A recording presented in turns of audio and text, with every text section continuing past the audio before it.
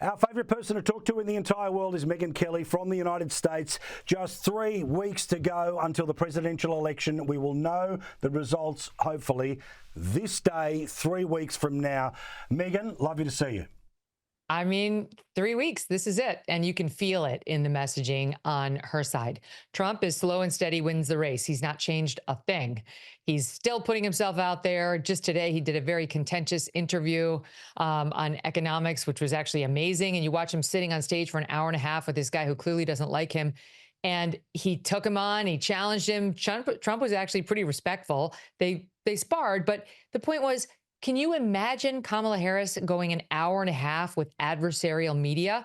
She has, however, changed her approach, and that includes putting herself out there at all. As you know, she was running like a basement campaign, similar to President Biden when he ran in 2020, up until very recently. And obviously it wasn't working. There's zero chance they'd be taking the risks that they're taking now if they had good internal polling. You don't mess with the race if you have good internal polling. It's just more of the same, and including going on Fox News on Wednesday night and weirdly putting out that she's in talks with Joe Rogan about possibly doing Rogan's show, which seems kind of hard to believe. Like, apparently he's going to do Trump. Trump's going to do Rogan, which is good. Is he really going to do Kamala? And by the way, even if he does, how on earth is she going to say yes to that? There is zero chance she can handle 3 hours live on Joe Rogan. Now, let's talk about Harris. You believe the data, she's starting to lose touch, but she's always a chance in a 50-50 race.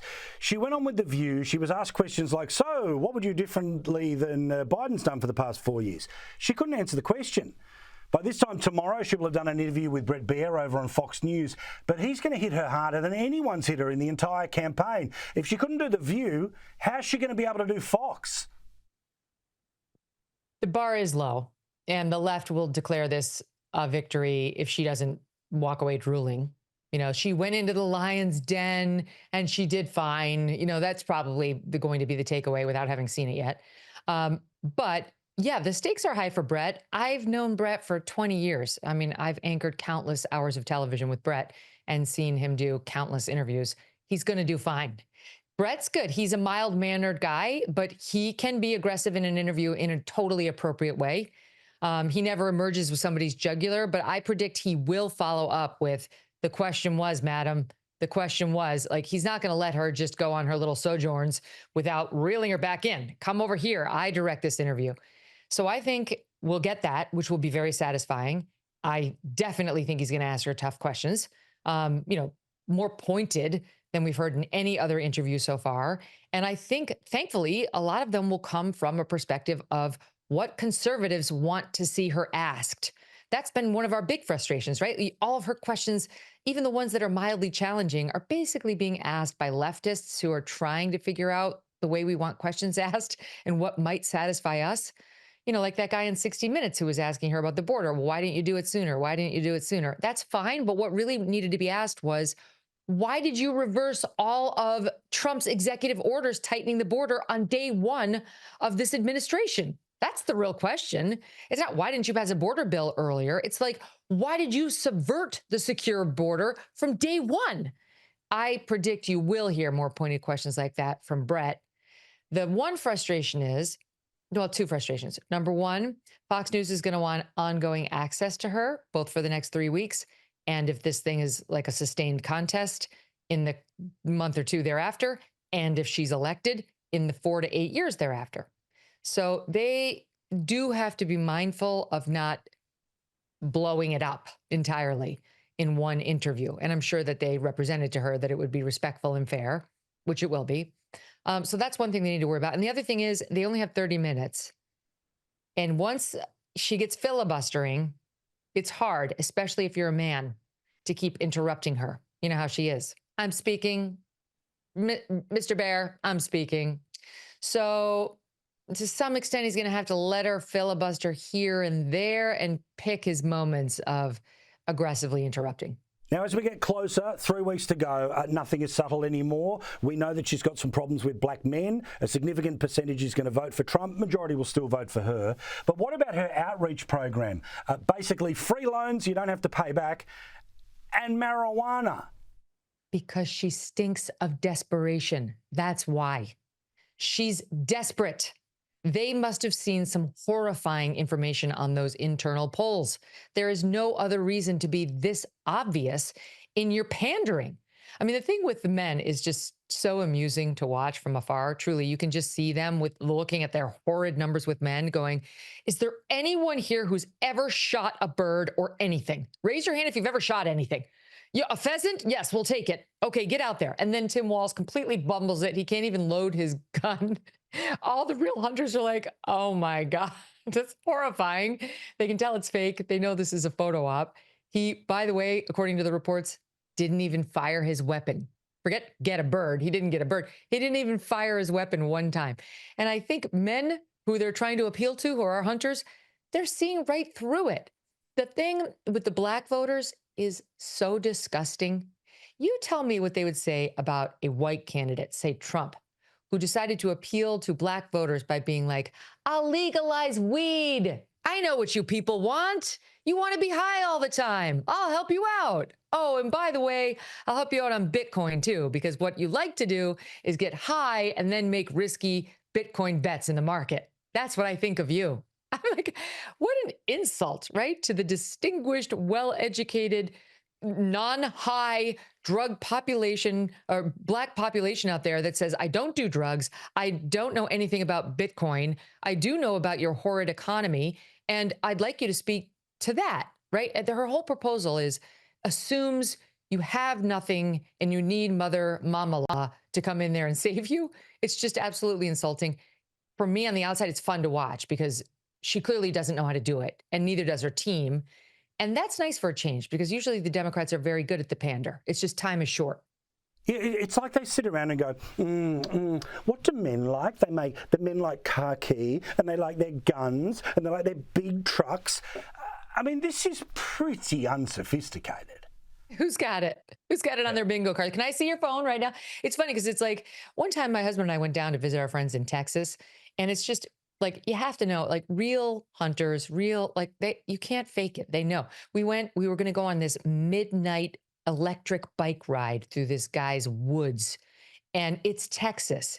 And we're just about to get to the woods. Everyone is wearing shorts and t-shirts because it's summer. It's hot. And our lead guy goes, is anyone packing? Every single guy is like, I am. Every single man. I'm like, where are all the guns? They're the tiny little shorts and shirts on. That is Texas culture. That's who she thinks she's going to get by putting out her real man, Tim Walz, who can't even load his rifle. They know when they're being hit with a phony. It's just so obvious. So that's a joke. And then how about Barack Obama? The nerve to come out and say, you know what, to the brothers, I'm sensing a little sexism here. I think the only reason you don't want to vote for her is because she's a woman. Because, she's just like the mother who raised you. What? My God. How clueless can you be? Barack Obama is speaking to them an hour or two away from his multi-million-dollar Martha's Vineyard resort that he and Michelle own, not to mention their Hawaii estate that they own, not to mention their multi-million-dollar property in DC, Chicago. This man has more money than he can count, thanks to us, Democrats and Republicans alike, who voted for him. I did not. That's not why I'm pointing to myself. But I'm saying, thanks to us. And he wants to go out there and lecture Black men who may be struggling in this economy with inflation and the economic havoc that's been wrought by this administration, and tell them, you're a bunch of sexist pigs that you don't want her. Get it together, you misogynists. How dare he? Now, should Kamala Harris win, the first gentleman will be Doug Amoff. You and I have been talking for weeks now about a very significant story, an accusation that he had assaulted publicly one of his ex-partners. Bill Maher has now started to talk about it. Are we close to this thing breaking through into the mainstream? Okay. Bill Maher raised it to his credit. Yes, he raises it. And the CNN panelist who was on his show that night, Laura Coates, says, well, I don't know much about it. First of all, why? Why? We're 3 weeks away from the vote. Don't you care about women? Isn't it your channel constantly lecturing us about women's reproductive rights and women's rights? Is it only the abortion thing? Because you should know about it. It's a massive story. It's been in the Daily Mail repeatedly. It's been elsewhere in conservative media, but I guess you never read that because you just think it's all lies. You think that's all disinformation. And then she follows it up with, we have to be very careful before we run with allegations to make sure they're verified. You know what? You are the network that started and purveyed hands up, don't shoot after the 2014 officer involved shooting in Ferguson, Missouri, which was a lie that Michael Brown, the black man, said hands up, don't shoot to the cop, and that he got shot anyway. It was a lie, CNN. You didn't pause to investigate before you ran with the narrative. Nick Sandmann, that kid, that high schooler who went to the U.S. Supreme Court, they trashed him so badly, suggesting his smug face was mocking the Native American, peaceful, gentle man who was just there to dance, that they got sued in a defamation suit, which they were forced to settle because Nick Sandmann had them dead to rights. The roles were reversed. Nick Sandmann was being antagonized, not doing the antagonism. Jussie Smollett, they ran with that too. Oh, poor Jussie. Oh, victim of a hate crime. The MAGA Republicans who got him at 2 a.m. in the polar vortex in the middle of Chicago and put a noose around his neck. They just happened to bump into a black man with a noose and bleach ready to go. They ran with that too. They don't pause to investigate when it helps their side. There's a reason she doesn't know anything about it. And it's either she ignores media she doesn't like, or she doesn't even take it in the first place. Either way, it's a sin. And whenever she sees a story, her network does, that they think will help their side, they rush to the presses. So she can spare me, but good for Bill Maher for at least bringing it up. Thanks a lot, Megyn. The Megyn Kelly Show, Sirius XM, YouTube, and of course, here each and every Wednesday on Paul Murray Live. See you, Paul.